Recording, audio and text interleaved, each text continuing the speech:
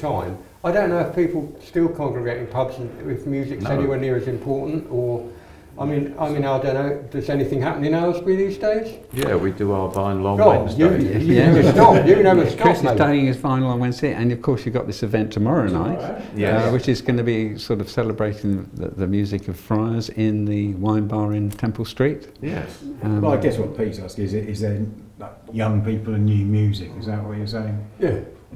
It was hard work, actually, for like Jerry, Adrian, myself, David, because in that club there were a lot of very big, bulky tables, and the first thing you had to do when you arrived was hump these tables and stack them in a corridor. Mm-hmm. And that was just, funny enough, it was just the same in Bedford. When we moved to Bedford, it was just the same sort of table, and they all had to be, they were heavy things, and they had to be stacked in a corridor area. David and I used to go out poster sticking. Oh yeah. And we'd do like 100 miles in an evening. Yeah. Not Button Island, really. I remember you couldn't get into the back of his car because there was always a big bucket of paste in the back. And do you remember Lola, our dog, who fell in the bucket of paste at one point? I think I stopped a bit too rapidly at one point, and the dog came off the back seat and landed into the bucket with its paws sticking out the top of the bucket. There's also these bands didn't have any roadies, you know. We used to have to help roadies, all the rest of it, and then they'd go round Armsy's house afterwards. Edgar Broughton came back to my mum and dad's house after the gig. Oh, great. Did he really? Yeah, they used to come round with a cup of tea. They were heading out, and they said, couldn't get a bloody cup of tea anywhere. I said, well, guess I'll go back to my house. So they came back to my house and all came in the kitchen and had a cup of tea. Right. I mean, mum and dad came down, watched all the noise, and they had a chat with the band, and great. And my mum and dad were pretty liberal sort of people. Brilliant. And they, one night, we were talking about the summer evenings. Yeah. Because I was obviously off to Friars every Monday night. They drove the car down and parked over the road to see, where I was going every Monday night, and they thought it was wonderful. All these people out in the sunshine and having a great time and music, and they loved it. And then, when they started seeing bands on Top of the Pops, so East of Eden, they were at Friars, Mark the Hoople, Free, and they'd never heard of these bands before, and then all of a sudden, they were getting big, weren't they? Free All Right Now was, and they were on Top of the Pops, these bands. I think one of the amazing things about that first gig was the tiny dressing room. Do you remember how tiny? It was more like a broom cupboard. It was, And so how bands sort of coped with that, and you'd have two bands sometimes, and you definitely couldn't get two bands in there. No. There was chairs around the outside, about 5 chairs in there. And then you had the gear, like cases and stuff, and they had to put that back in the van, because there was nowhere to store it. And I remember them sitting on the steps out the back there in the summer, pretty things, and that would be sitting on the steps out the back there. But you think how quick we used to pack those bands up. Now, I mean, you look now like Nick Mason the other week, the equipment. And that. I mean, how quick we used to pack those bands up. It was only a few bits of kit, wasn't it? Yeah. All in the back of a transit, and that was it. Now there's King lorry Crimson loads. came, and they had a huge amount of They gear. did have quite a lot, So did Atomic Rooster. Yeah, Atomic Rooster, they had that huge drum kit, do you remember that? Well, Massive. But, I mean, King Crimson is worth mentioning because we had more people in for that gig than any other night in that first year. It was 400, first night of the Drum Assembly Hall. It was so full. It was like 700, as you probably remember. 699 there are. Because David, how far have you got now? Oh no, John, we're only up to 698. Then the next gig was Fleetwood Mac, and no one came, did they? it wasn't very full. No, I think it wasn't Fleetwood Mac, it was Southern Comfort. I could have. That was it. And they came and said, well, how many people have you got in here tonight? And not many. But that first night, it really did. Yeah. I think we said we'd do one and see how it went, and if it didn't work, we just give up. It was massive, wasn't it? But it did. And the Magic Band, in every case, the same with Bedford, because when we closed in Aylesbury, or were closed in Aylesbury in 70, I thought about going into the advertising business, and I went to see this friend of my sister's who said he'd give me a job in advertising. You know, so that would have been the end of it. And I thought, well, we'll try one more gig in Bedford, and we'll put on the Groundhogs. Yeah. And again, it was absolutely packed. And so I thought that was a sign that I was destined to carry on. The other thing I think we always used to do was, I always used to bamboozle bands to do an extra encore or two. Yeah. And I don't think they were used to that. They were used to promote it saying, oh, finished, okay, off you go. Yeah. You know, but I was saying, no, come on. And I always used to say, can you do Kansas City? Yeah. And I used to say, come on, you can do Kansas City, you could do that. Everyone could do that. And everyone would come on and do another encore. I remember saying that to Love when we put Love on at Dunstable. And they were so surprised about, what's this promoter, what does he want more music for? You know, is he not going to pay us unless we do this? And I think they were looking at each other thinking, we better do it, so I don't think we're going to get paid. And of course, that wasn't the case at all. I just wanted more music, you know. And then the only band that ever actually picked me up on it was Andy Fairweather Low. And I said, could you do Kansas City? He said, yeah, no problem. And came out and did Kansas City. That was the only band that ever actually did it.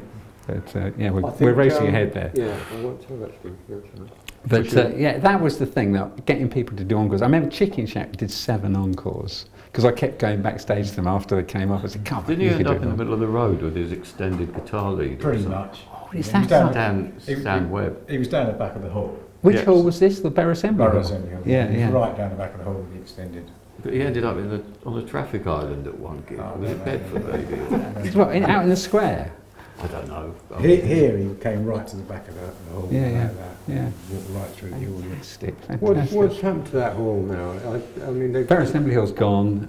It's now the Haley's shopping centre. Okay, but they've still got the alleyway up there. The alleyway by the Green Man still goes up there, just like that where we used to queue up, or people used to queue up. Yeah. But going back to your New Forest Hill and all the bands there, and there were a lot.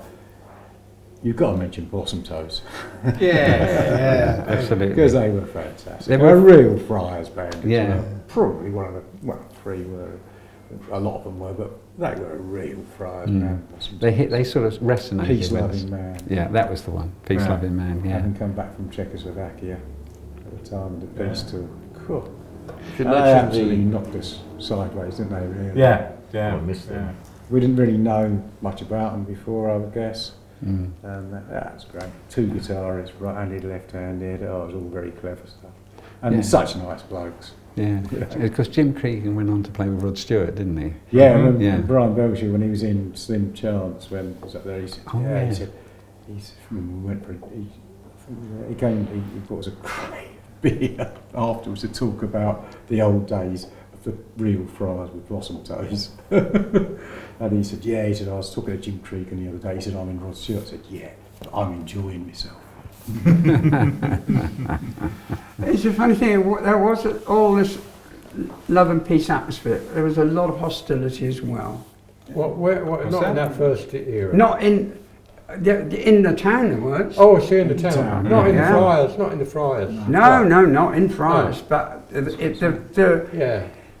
was leftover an anxiety, I think. There was it was threatening, really, that there was this community, and certainly the letter that you opened, which was the formal letter closing phase 1, was signed by a gentleman who was the chairman of the Ex-Services Club, who later became chairman of governors at the school where I worked. Really? And we had quite a few conversations, but actually, latterly, very friendly conversations. Okay. Yeah. But there was a lot of hostility towards the culture. Yeah.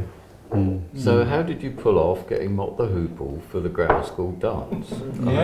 That was life-turning experience. They had played in December at Friars. They were fabulous. They were absolutely wonderful. So I thought, wow, that's straightforward then. Come to grammar school dance. I spoke to Andy Dunkley. I said, "Can you come and play at the grammar school dance?" And of course, I knew him quite well. I said, "Yes, that's fine." Optic nerve, yes, yeah, they come along, yes, yeah.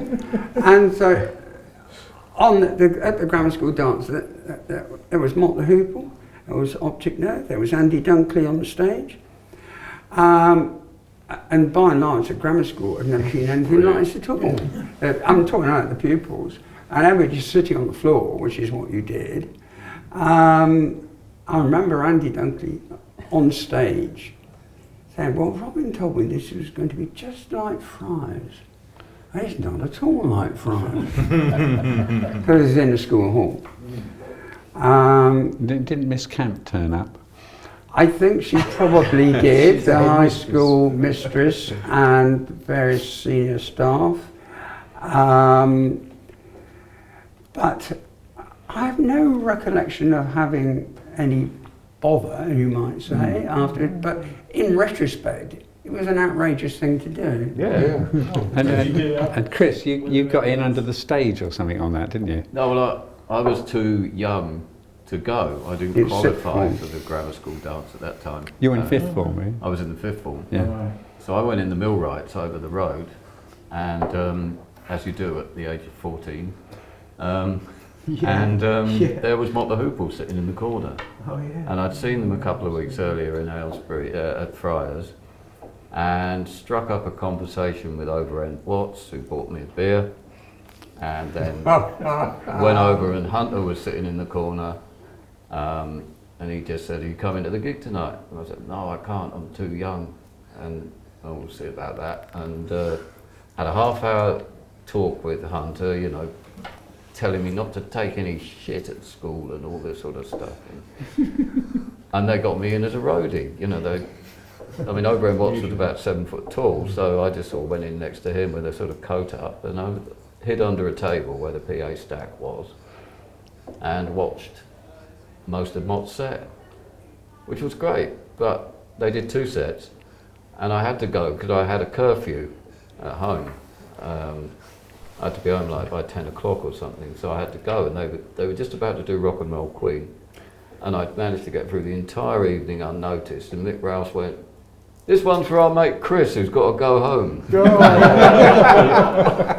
All the eyes of the school looked around, you know, but I didn't care. I mean, I floated home on a cloud, changed for life, I think, that night. Yeah, absolutely. It's a bit like Sue going to see Principal Edward's Magic Theatre, because her father was convinced it was a puppet show.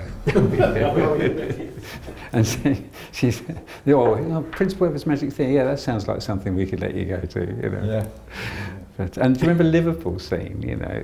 That was very amazing. Yeah, that was something. You reminded me then when you talked about the tiny dressing room, because one of their sort of their stunt was in, I can't remember what number it was they were doing, but they got to the sort of the crescendo of the number, and Andy Roberts, the lead guitarist, had his head down and he was sort of really banging it out like anything on the guitar, and then all the rest of the band, one by one, left the stage, leaving him playing on his own. And the idea was that then Adrian Henry came out and pulled a plug out of the wall and stopped him. So, but the dressing room was so small that when Adrian Henry did this to come out and pull the plug out of the wall, all the others fell over on top of him back out on the stage. And you had people like Roger Ruskin's Sphere. Do you remember that? Yeah. Exploding chickens. Kinetic wardrobe. Oh yes, kinetic wardrobe, yeah. And we had quite a variety of things. And Black Sabbath, of course, played Friars Phase 1, didn't they? Yeah, instead of Freddie King. That's right, yeah. And we had this band from Birmingham called Black Sabbath, and that was, I think they went down really well. Many people there, because I would have preferred to see Freddie King. Yeah. I dropped in on the way home because I think I'd been to Risborough to see my girlfriend, and I thought I'll just stick my head around the door, and it was Black Sabbath, and with Leaper's Corner on the go, but that was about it. There weren't that many other people. Yeah. The main leaper lives in Tring these days. Dave. Yeah. He used to wear pyjama tops, didn't he? Roy So- Harper was another edgy night. I remember you having a sort of almost confrontation with him at the end. Yeah. I don't know why. I Well, can't. you were trying to pay him, and he insisted on being paid into his hand. And I think he might have been the first person who had a contract for £100. First three-figure act at Friars. But as you gave him the money, he was throwing it all up in the air. Setting fire to it, ripping it up. Yeah. And didn't he eat one of them? I think he ate one of the pound notes, I think. It's like he demanded it be given to him, and then sort of And he was rolling treated the it joint at with the time. contempt. He what? He was rolling a great big joint at the time as well. But I've seen him do worse when we saw him at other gigs. But he always was a bit outrageous. I didn't. I think he was playing cricket in the hall, do you remember? There's nothing wrong with that. No, nothing wrong with it, but it was in the main hall, you know, with a genuine cricket ball and a... Did the old cricketer eventually leave the crease? So what was your first gig, John, that you came to? Do you know, I can't actually remember. It would have been 71, Yeah. I would think. Yeah, I can't actually remember. I'd have thought. I gradually pushed the other managers out because they were just a pain. And I recognised that was going on. I mean, I've been very involved in theatre in Bournemouth and bands and things like that. And they were just so anti-everything. You know, oh, we can't put that there, can't put that there. It was just so difficult. Jobsworth. Yeah.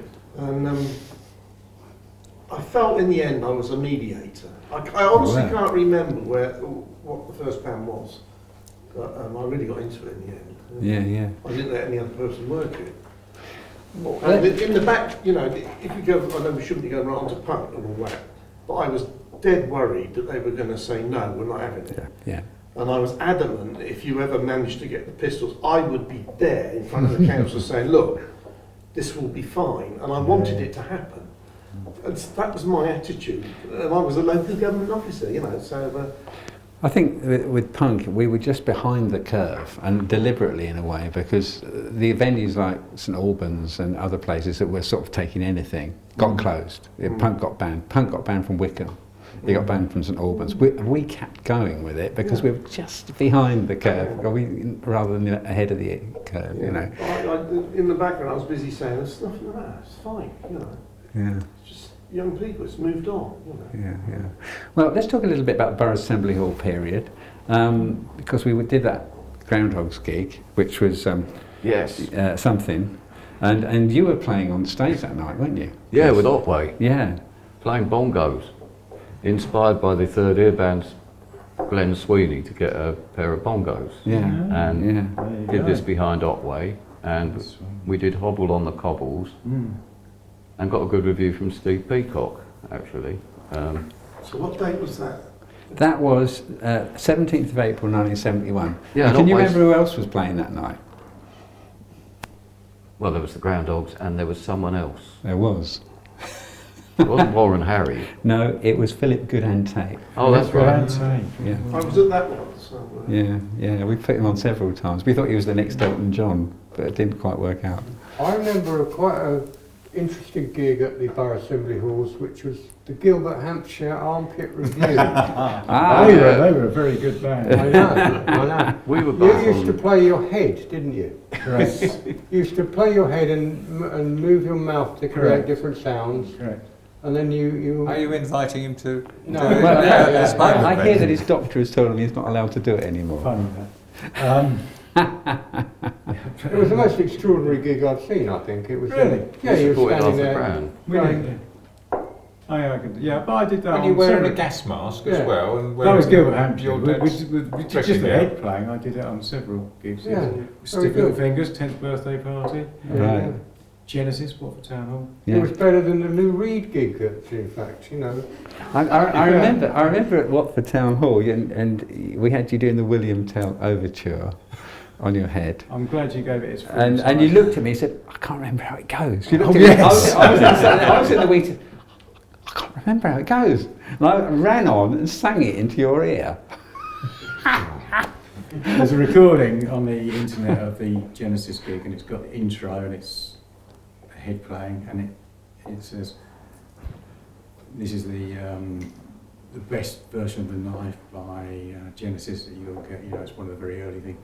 Christ knows what the support band's all about, though. So I sent it to the guy in America. I said, that's me. And he sent me all the original tapes free, all the stuff digital. It's an honour, sir, to have it. You know, it's, yeah. But Gilbert Hampshire did play some songs as well. We supported Arthur Brown. Was Steve Rennie in that band? He was, yeah. Yeah, he was great, wasn't he? Yeah. Great. Yeah, Eddie Bevan And Eddie Bevan, yeah. on drums. But it's amazing the bands that did play down there in that Borough Assembly Hall, like Lou Reed coming playing that. Well, there was that. And the Velvet Underground, what was left of them, they played there too, didn't they? Yeah. Well, the second gig, you see, Incredible. we did the Groundhogs gig, and then that was an experiment. Could it work? And of course, it worked beyond anybody's wildest dream. And we didn't sell tickets in advance. So until I turned up that night, I had no idea if there's going to be 10 people there, or 200 there, or more. Yeah. And I remember Sue and I walked up Castle Street, didn't we? I used to live at 37 Castle Street, carrying the till and various other things to the gig, as you do when you're a promoter. And I walked down Temple Street, and then we walked sort of into the Market Square. And the site, we could see a queue that went out of by the Green Man all the way up the square and down the High Street. And I remember I think I probably did start crying, because I just didn't know what to expect. And I saw it, I just couldn't believe it. You know, I just could not believe that all these people wanted to come to this gig. And it was fantastic, because we did that gig, then we hadn't booked anything else, because, you know, so there was a bit of a gap after that while we booked bands, you know. And so we quickly booked Southern Comfort and Help Yourself and Aid Roach. And that was on June the 5th. And the week after, it was The birthday party, see? Yeah. Birthday parties. Yeah, and Played the week after that was Fleetwood Mac. Yeah. And I remember that vividly. So do I. Yeah, and who was in Fleetwood Mac at that time then? Bob Welch. Oh yeah, Danny Kerwin was Jeremy still there, wasn't he? Spencer. Yeah, Danny Kerwin. Nick Fleetwood debuted his balls Yeah. that he still wears today. Yeah. Yeah. I mean, they're on string Yeah. and they hang from his belt. Christine Perfect, was she in the band at that time? I think she was. No, don't think so. No, they were doing stuff from Bare Trees, Right. which had just come out. No, she But Jeremy Spencer, No, he'd gone. he'd gone. Peter Green had Who gone was the on. American that was in the band then? Bob Welch. Bob Welch. Bob Welch. Oh. So it's Bob Bob Welch. Welch, Danny Kerwin, Mick Fleetwood, John McVie. Yeah, That would be about it, wouldn't it? that was about the size of it. Yeah. Well, I remember speaking to the American guy, Bob, is it? Yeah, about John Mayall, you know, and the Beano album, and how much I liked it. And he said it was the best album ever made, as far as he was concerned. He's not far off. Yeah, It was great. yeah. But that was a bit of a milestone. Then we had Genesis the week after that, Yeah, and they were starting to get a bit of traction. yeah. Then the week after that was Al Cooper. Oh, yeah. Do you remember that one? Yeah. Absolutely. Yeah. With Hookfoot. Yeah, that's right. And I remember in the afternoon, he said to me, "Which way does this stage slope?" And I said, "Well, it slopes that way, towards the audience." He says, "Oh, thank God for that." Yeah, I think he I felt know he'd what fall off the back or something. Or he was just being funny. But I remember him saying that. And of course, he then met Bowie a couple of weeks later at a party in London and told him what a great place it was and what a great audience it had been. And it was the best gig he'd ever done in England. That was his UK debut, wasn't it? I think it was. And he said it was the best gig he'd ever done in the UK, anyway. He's the only one. Yeah, possibly. And anyway, and he said, "Bowie, you should play there." So of course the next thing, Bowie's people contacted me, and we put that date in September the 20. I think it was actually earlier September, but then they moved it because they weren't ready. And we had several cancellations around that time. So we had Lindisfarne play, Van de Graaff Generator played in July. Yeah, we were booked to school. Yes, and Gilbert Hampshire Review was supporting Van de Graaff, Mick Abraham's band, and Accrington Stanley. Accrington Stanley. Do you remember them? Yeah. I don't. Yeah, I remember them, And then we had East of Eden, and then Hook, Foot and Quiver on their own, in their own right. And then September the 4th was Mott the Hoople and Paul Brett's Sage, and that was a huge gig. I remember that was a fantastic gig, absolutely amazing. Desperate Men by then. Yes. You know, it was before. It was all falling apart, wasn't it? Well, they just couldn't. You know, they onto their 4th album by then, and they looked upon coming to Aylesbury as a kind of confirmation that they were doing something right, because they would sort of couldn't bust in the charts, and they'd gone on Top of the Pops to promote Midnight Lady, and it had gone down the following week. You know. Yeah, I remember that. And I think we had the Faces playing there. They'd cancelled. That was on my birthday. And we had one or two other cancellations. He had, he found out he got a sore throat, if you remember. Oh, yeah. And he played the following night somewhere else. No, That's it's right, complete yeah. rubbish. But he sent you all the money, didn't he? That we lost on a gig or something ridiculous. So they made it up somehow. Vaguely, something He was in like the that. pub. Yeah. I mean, it was something like that. And Rory Gallagher was also supposed to be playing at that time and didn't. He cancelled as well. So by the time we got on to Bowie, which was actually the 25th of September, Mott was 4th of September, and there were supposed to be 2 gigs in between. Both of them got cancelled. So we were then with Bowie and America as we booked it, and then America pulled out 2 days before. He had flu or something. No, they got the Cat Stevens tour, Oh, did they? and they thought that was better than doing us. So We had Lowell. so we had Lowell Coxhill and we had Mick Softly. Yeah. Yeah. We all remember Mick Softly, don't we? do. He was a character, if ever there was one. He was. He really We was. went round his mum's house to see him. Yeah, I remember that. We went round and some bloke came in looking for drugs in there. You remember that? Yeah. It was extraordinary. He was playing this Loving Spoonful record. That's right. Yeah. What was all that about? Why were we round his mum's He was an extraordinary bloke, old Softly. Yeah, And yeah. Lowell, of course, was fantastic. Yeah, Lowell, Played lots of- absolutely, lots of yeah. gigs. Yeah, we miss Lowell.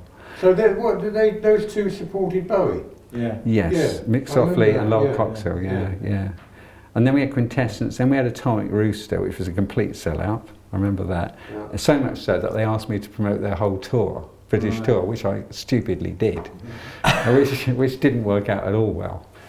So then, after that, of course, we had, what did we have after that? Stoneground. Do you remember them? Yeah, American they were band. great. I I don't remember that. Yeah, they were something. They Sal were. Valentino. Yeah. There was about 8 of them on stage, Yeah. 4 girl singers. Yeah. Okay. Amazing. Yeah, it was great. I thought they were San Francisco. fantastic. Yeah. Must have been a while. Yeah. Huge band. I Yeah. remember that too. So we, when we got an American band to play for us, it was special. If they were American, it's like Daddy Longlegs. Do you remember them? Yeah. They were American, and we didn't only book them because they were American. They weren't that They good. were black at Enterprises as well, weren't they? Yes, they weren't that great, but they were American.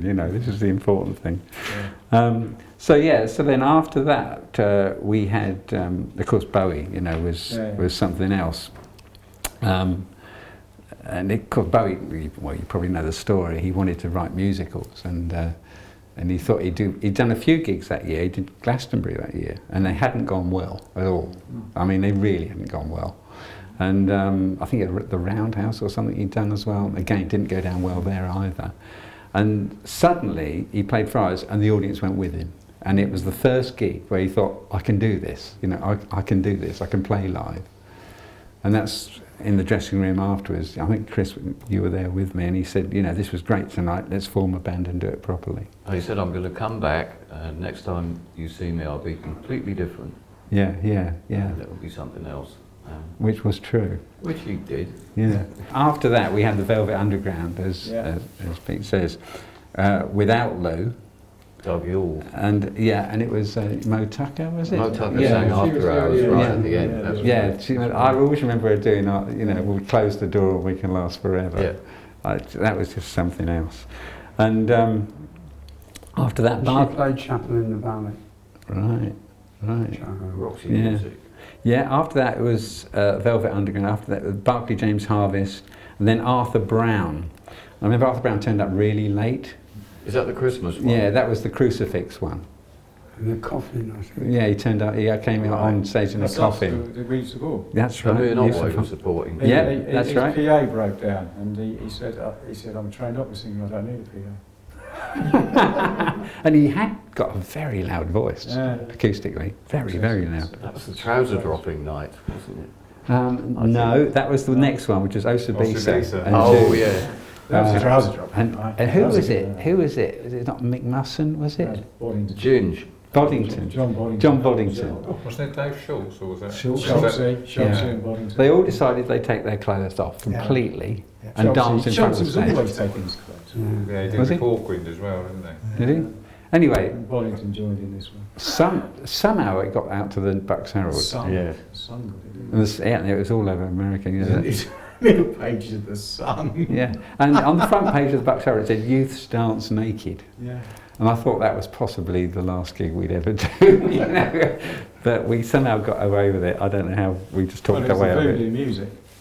According to the Sun, it was the voodoo music that caused it. Oh, right. That was, I mean, even the Bucks Herald one was, I know it was borderline, it was the other side of the borderline racist in their description of Frosty Beaster and that music, wasn't it? Yeah, it was. But then, of course, we had Bowie back in January, at the end of January. In the meantime, Hunky Dory had been released, and Earth Records had opened. And I remember we said we don't never sell singles, we'd only sell albums. And then people kept coming and asking for Mull of Kintyre. And we thought, you know what, we'll have to sell singles. and Rocket Man by Elton John. Any others, Sue, you can remember? Who? American Pie, that was the other big one, wasn't it? So very, very big ones we'd sell. But anyway, I think Hunky Dory came out in November and it went in at 77 or something nationally. And it went in #1 in Aylesbury. And the album chart, you know, we contributed to the album chart.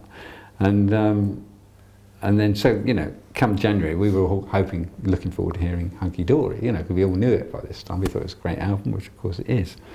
And of course he did do some stuff from Hunky Dory, but most of it was the Ziggy Stardust album, which we hadn't expected. And as you say, Chris, he did look completely different. That was a complete makeover. But, and he was still accessible at that point, wasn't he? Well, if you get well, past very. Stewart. Yeah, I mean, no, Stewie didn't come along till the July one. Yeah, the July one. But on the January one, we were all in the dressing room afterwards. Yeah. Oh, yeah. You know. Was that one or was that the one before? That was the one before. The hat, no. But I remember I got a big kiss off him. Yeah. And all this stuff, you know. And I mean, we all fell in love with him, you know, and followed him around after that, you know. And you could always say hello, but and his fan club was operating in Aylesbury, you know, which I helped out on. Did their membership card too. Yeah, and you, of course, you ran the Motley Hoople fan club from Aylesbury as well, didn't you? Well, that came on the back of the Bowie, because they had the same, you know, De Vries as the manager. Oh, that's right, yeah. And they met all the young dudes.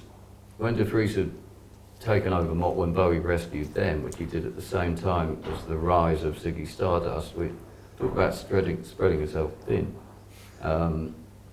So they were under the same management, and they took me to do their fan club, which launched in about September, when that Mott Dunstable gig, and Dudes was in the charts, and that's when the fan club was launched. And then it all went wrong for him again. Yeah. So who was running the Bowie fan club? Hilda Williams, Oh, yeah, God. Yeah. from Northern Road. Yeah, It was the same house that was on the news Yeah, yeah. for, what, about a year ago? Yeah, but the shoe bomber. Yeah. Yeah. Yeah, those were the days, weren't they? But it all, doing that membership card, because I was doing the flyers by then, Yeah. I always remember you came in and found me in the Dark Lantern on about 5 different occasions. Yeah, I'd Like, come in and I'd say, look, the band have pulled out, can you do another new sheet? I'd And have you'd to sit in the sit corner there. of the Dark Lantern. I don't know why I must have been travelling around with art materials, you know. I must apologise to everybody for the amount I used to drink in those days. I should think so. I would drink a lot at those Friars gigs. I remember we used to have a Friars poll, and someone's on the Friars poll. The club's great, but why is the promoter always drunk? And I mean, I did drink, and you can hear me slurring on the announcements that have been recorded, which I do humbly apologise for. If I could go back in time, I would have had half as much. It's It was good, on you that know. Bowie one when he says thanks, Pete.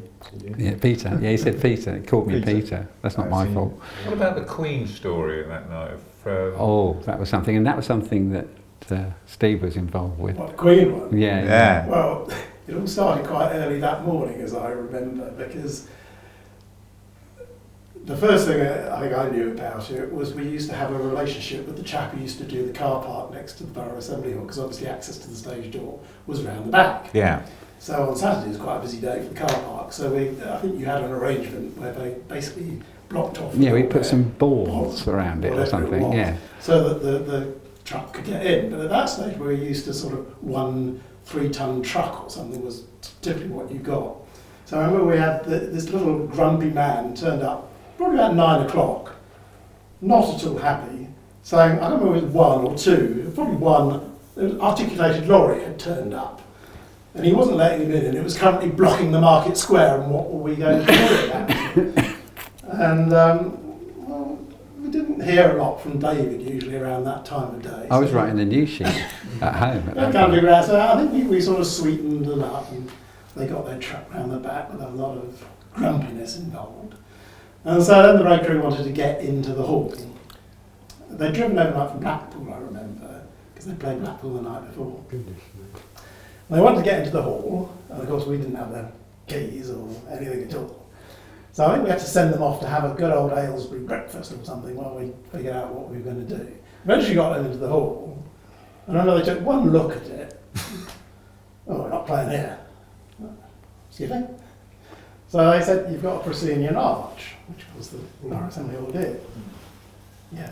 Oh, we can't get our lighting rig in there. So I think there were 2 firsts there. One, there was a first of the first articulated lorry actually turning up with gear as opposed to a little 3-ton truck. And the second was they were the first act that turned up with what you'd recognise now as a modern lighting rig, which they expected to put in. And so essentially they said, well, we're not doing anything, and basically went on strike.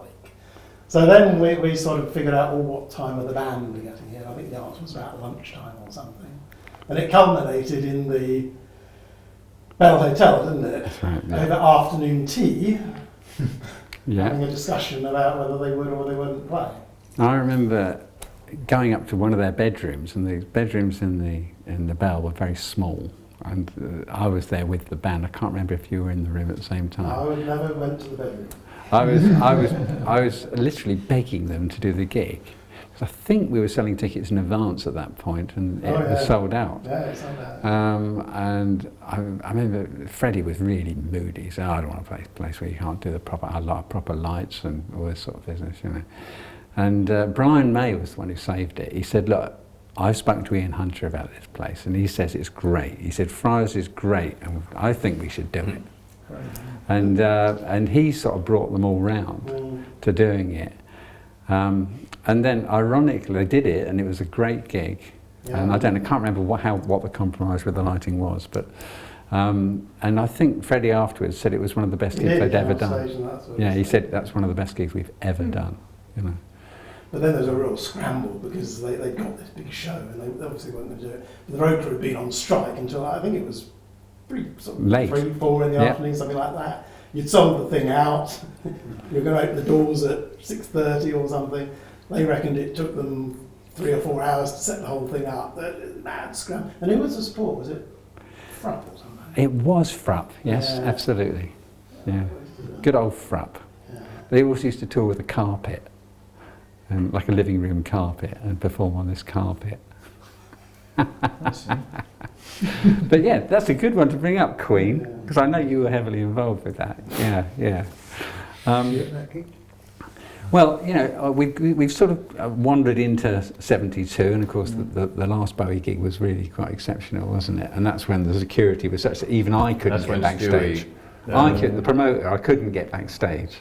They wouldn't let my me. dead body, he said. Yeah, and you, yeah. You mentioned it. Yeah, and as he went out, someone punched him. Punched by a girl. That's right. Was yeah. desperately trying to get to him, and they were so frantic that they actually sort of punched him. And he got into this Rolls Royce outside. Do you remember that Rolls Royce? Yeah. I think Rick and Judy were you following them Didn't you follow on it? They followed us. Yeah. Right. Right, yeah, I remember that vividly. And of course, after that, he did say that he'd come back and do the final Ziggy gig, didn't he, in Aylesbury, which it obviously never happened. But you were saying something about that, Steve. Well, again, it's just a memory of being in Earth Records one day, and I reckon it was about May of that year. Living in Shrewsbury, it was basically getting on a Thursday. You got You got Melody Maker and Enemy, whatever was out. Got the bus, read it on the way in. I think there was a Bowie story on the front because I think it just I don't know, I can't remember what it was. But anyway, it continued on to about page 58 inside or something. And there was this outrageous bit there. My memory is that it kind of said that he would finish the tour and Ziggy would basically end where he began with a free concert in Aylesbury. I thought, interesting. So again, got into the shop, tried to raise it. It's not easy to do that time of the day. We eventually spoke and I said, well, what do you know about it? And you said, absolutely nothing. By which time, the sort of people congregating outside the shop and the other phone was starting to ring. So we had to come up with a strategy of what we were going to say, which I think was, I don't know, we came up with some... We didn't know. The phone was ringing for, what, 2 or 3 days, wasn't it? Madness. Yeah. And then, eventually, I can't remember how it happened, but eventually the idea was... I think the original idea was that I can't remember whether he was actually going to play in the square or he was going to play in the hall and have it relayed to the square, whichever way around it was. Well, whichever way around it was, the local constabulary took one look at it and said, no. Yeah, that's what it's going to be. Right. You're going to have the entire world descending on Aylesbury for this free, unregulated gig. No, it's not going to happen. And he did come out with ideas off the top of his head, in interviews and stuff like this, I mean, it probably didn't get beyond that. Mm. Although Angie did write us a letter, I think, saying that it was going to happen, as far as she was concerned. That because I showed you it, didn't I? Yeah. Anyway, that's probably where we're going to stop that third amazing Bowie gig. And of course, he did come back once more as keyboard player with Iggy Pop in 1977. But I just wondered, in conclusion, whether anybody would like to say anything about their memories of Friars and, blah, blah, blah. Anybody want to have a go? Shall I tell that little story that I put in Chris's book about Bowie? Oh, yeah. Which was quite intriguing. In about, I can't remember when it was, 1992 or 93 or something, I was working for the BBC doing radio documentaries, and we got the agreement to do a 6-part series on David Bowie, and he was just bringing out his new record Black and White, which I can't even remember. But Black Tie, White Noise. I can't remember. It was to do with his marriage to Mom. Yeah. Anyway, so we arranged to meet him and do a whole afternoon interview, in which time we could probably go right through the whole career, in a studio in London, North London somewhere. So we set the microphones up, just me and the producer set the microphones up, waiting for him to come in. He came in with his publicist, and he'd obviously, he looked at me thinking, oh, blimey, BBC bozo probably doesn't know bugger all about my career or anything like that. And he was a bit kind of sullen and all that. And I said, and while he was getting the sound levels and so on, while the producer was getting the sound levels, I was sort of talking to him and said, I'll tell you what, man, I used to see all those great gigs in Friars. And he went, Friars? And he was so excited, and he said, were you at all those gigs at Friars? I said, yeah, in Aylesbury. And he said, oh, man. And he jumps up, shakes my hand, and then he was so voluble, he just could not stop. He's going, oh, yeah, I remember that. And I think we interviewed him for something like 5 hours, and he was so voluble that at the end of that time, he'd only got up to, I forget which album it was, China Girl or something like that. So we had to arrange to meet him again, because he had to go off to some dinner appointment with someone, and he was really sad about it and sorry about it, and so that was that. But the stuff we got was magical, wonderful, wonderful interview, And the only place that we could interview him again to finish it up, because we had to finish the whole thing to get the series, was we had to go and interview him in the Bel Air Hotel on Sunset Strip in Los Angeles, which was a right bummer, having to go all the way over to bloody Hollywood. But anyway, and funnily enough, he'd been working all night doing a video or something, and he was down in the dumps, not really happening. And so that last bit of interview, it just wasn't happening like it had before. He just couldn't get himself up again. It was most peculiar.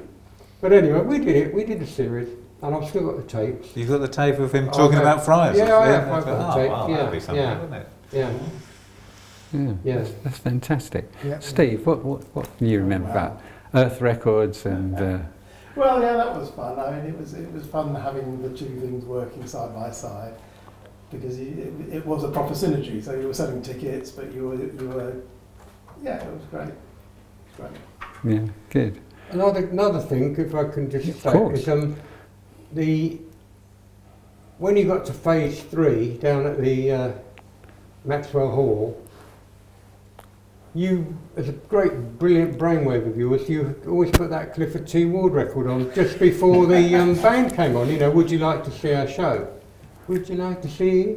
And it was amazing because everyone in the bar would put their drinks down and go herding into the auditorium to see the show. You know, and it just happened every time you had it on. Well, you were involved with Clifford T, weren't you? Yeah, At I was, Carisma. yeah, but, we still play it occasionally, Yeah, if it's he was so right. delighted to There were find out 3 that tracks. happened. There was The Fireball's Quite a Party, Let There Be Drums by Sandy Nelson, Yeah. and Clifford T. Ward. Yeah. Would you like Yeah. to see? A Dubious Circus Company, Yeah, it was called. That's yeah. right. it's called Those that. were the 3. And we'd play all Yeah. 3 of them if we Yeah. could, Yeah. if they let us. And we still do. We played Let There Be Drums. Stiff Little Fingers. Yeah. Play there. Did you really? Yeah. So, you know, it's those little trademark things. Yeah. Yeah. And even where I live up now in Scotland, I talk to people about music and stuff, and they find out that I used to go to Friars, and it's just like this mythical place. Everybody has heard of Friars. Yes, Everybody true. Yeah. respects and venerates Friars. Yeah. Just amazing, really. Yeah. Even now, you know. Yeah. The first time I met my youngest daughter's now husband, I met his mum and dad. And the first thing his dad said to me, we met in a pub, you know, to sort of break the ice, and he said, "You're like Friars." You know, that's it. Just people, everybody knows Friars, don't they? Mm. When was we at Bath and West Showground? Oh, yeah. When was that Bath and West Showground? Bath West Showground was 1970, wasn't it? Something like that. And I remember, you know, like in the crowd there, you're queuing up for the toilet or whatever, you know, get chatting to someone, where you're from, Aylesbury, Friars. Yeah. You know, people from Yeah. Sheffield was like, we're coming down to Aylesbury from Sheffield, me and my mates, you know, we're going to come to Friars. People just, Yeah. you know, I think at one point in Melody Maker, we'd take most of the live section. We'd have a gig at Watford, we'd have a gig at Dunstable, we'd have Aylesbury gigs, we'd have Bedford gigs. And sometimes, you know, it would be half the page would be just Friars adverts and stuff, I suppose. And Robin, what are your thoughts about the early days of Friars? Oh, well, the early days, it was exciting. It wasn't, although there was a lot of work involved, it didn't seem like hard work. And it was just a part of something else that was happening as well. And what I can remember is the pleasure and the excitement of doing something which other people hadn't done in the town before. Yeah. No, that's true. What about Jerry? What do you thought? Any thoughts on? Well, a lot of the things people said already. Certainly exciting, and I look back on it with really fondly those years. And I think something Chris mentioned earlier about feeling sort of plugged into another community way before there been sort of internet or other ways of people getting in touch with each other. Really, really felt that you were part of something that linked together people of our generation. and well, here we all are again, still plugged together with our generation. Yeah. Slightly different one this time. Aid. I think that a lot of it was the bands themselves. My That 18th birthday. there was no such thing as rock stars as Yeah. such. Yeah. Of that ilk of music, it was all brand new, and they were as excited as we were, and we were all part of it together. And I think that kind of helped that they were so just approachable people, because they just were. They're just Yeah. like us. Yeah, you could talk to all those bands, couldn't you, afterwards Yeah. about the music or their next album. You know, they were going to make an album. They were as what excited they'd as done. we were. Yeah. I think that was We never very had important. security, we never had bouncers or No. anything like that. John No. Fowler. And look what happened to him. He's disappeared. So, Chris.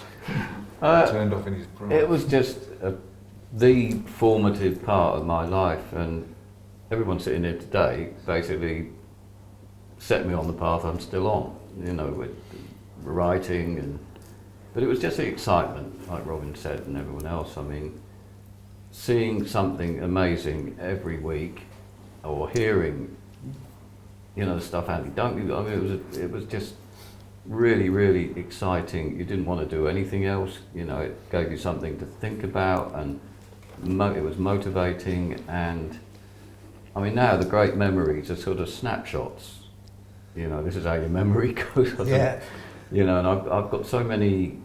It's kind of like a kaleidoscope of brilliant memories, like meeting Graham Bond in the dressing room, and you know, just looking into those tragic eyes of his. You know, he was obviously a man with a lot of troubles, but giggling about on the stage doing Out Demons Out with Edgar Broughton was brilliant, because I'd never stage invaded before, and that was a first.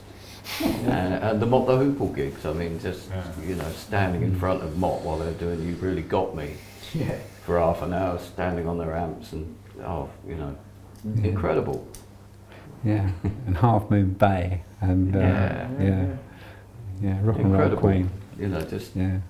and there's nothing. I mean, I'm really glad that I'm old enough to have witnessed all that. Absolutely, You know, because there's nothing comes close.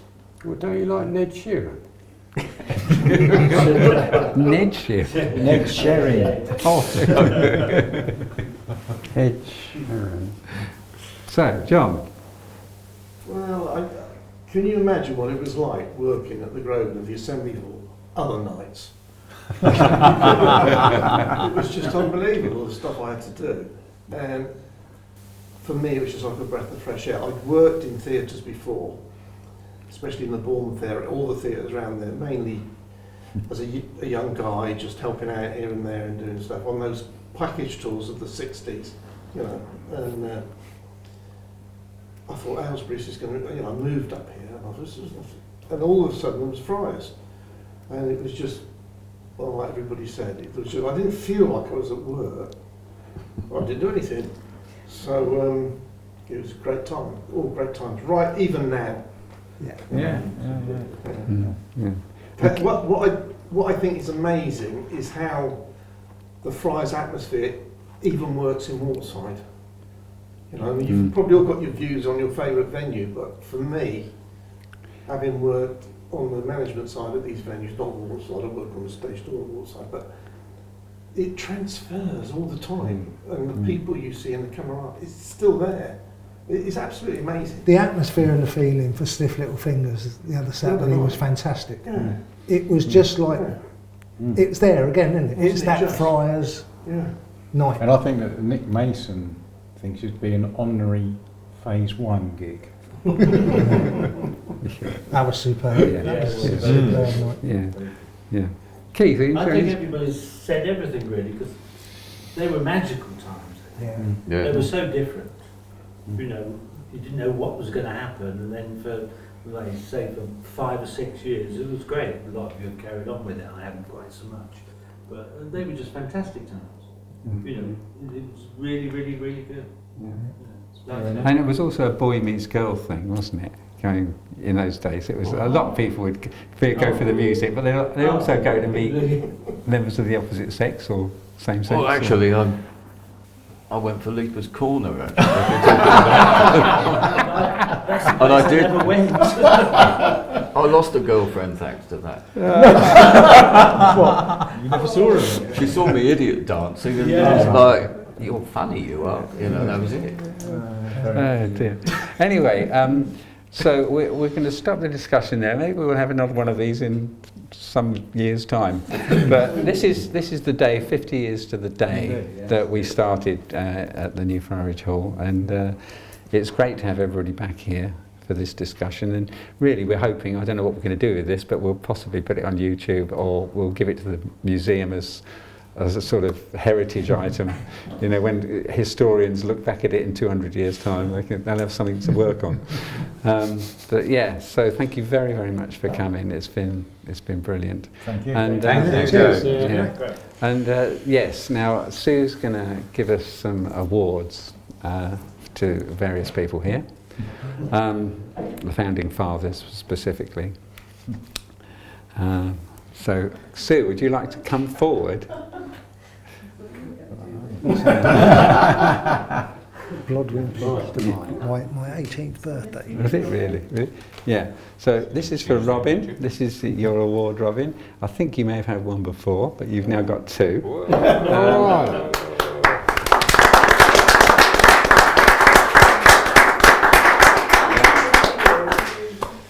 Oh, yeah. This is Terry Harms. Good old And- Terry. Thank you. And with Robin's, it says H2HE, I am the only one, which was something we often Yeah, used to say. yeah. Pantograph generator, of That's course. right, that's right. Terry says Great, King of Singing. King of King of singing. Oh, that's the Has to family. be, doesn't it? Yeah, So, had to be King of what have we Singing. got next? Adrian Roach. And it says, set the controls. Thank you very much.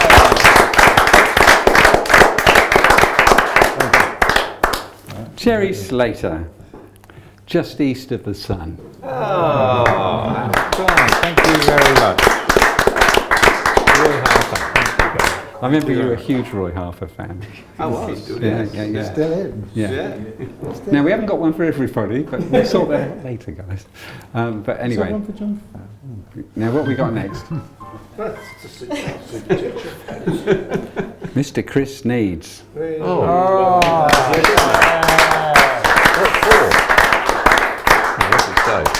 London Calling. Oh, excellent. Thank you very much. Thank you. And Mr. Pete Frame.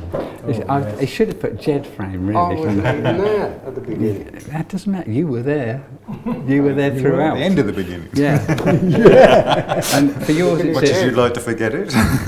for yours it says Crimson and Clover. Oh, right. There you So go. I was associating with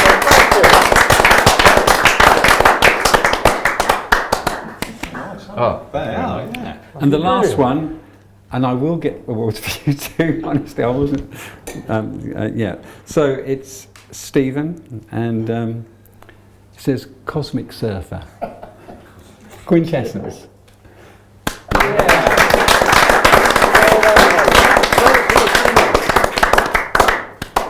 And of course, Stephen's put this fantastic website together called Aylesbury Music Town, which you should check out, about all the music before Friars. And of course, Mark O'Connor's done this amazing website for Friars, which is like a world resource, you know, for music. And Is he it's- still there, old fella?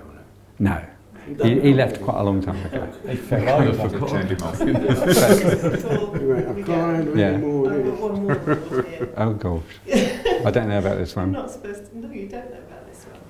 But I would like to present this to you on behalf of all of us and the Oh, well 93,000 members of Friars for your continued enthusiasm, even though it might drive me mad sometimes.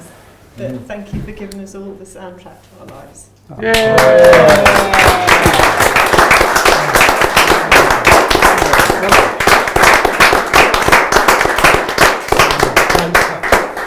Fantastic! I've never seen this one before. Like this, fantastic. It says, "Do you remember the Saturday gigs? We do, we do." Oh, right. How lovely! Thank you so much. I didn't know anything about that at all.